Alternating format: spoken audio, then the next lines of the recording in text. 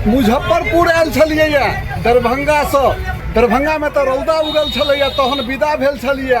अखन हैया देखियो मुजफ्फरपुर के दशा, पानि पड़लैया, एकदम गुम्मस छै यौ। हम कहलियै कि दरभंगा से मुजफ्फरपुर 60 किलोमीटर से ज्यादा छै दूर, तो जलवायु में अंतर छै, पानि के स्वाद में अंतर छै, तो मौसमों में अंतर हेतै। लेकिन एहन नहीं छै, मौसम तो मौसम होइ छै, रह में ने सुरियाई छै, किछु ने बुझाई छै यौ।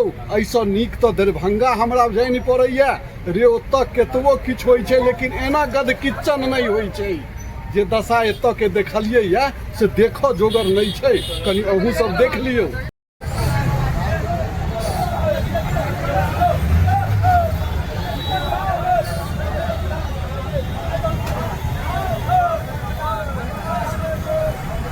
तहन अहाँ सबके उम्हर केहन छै हालचाल, गर्मी के की हाव भाव छै से कहबै।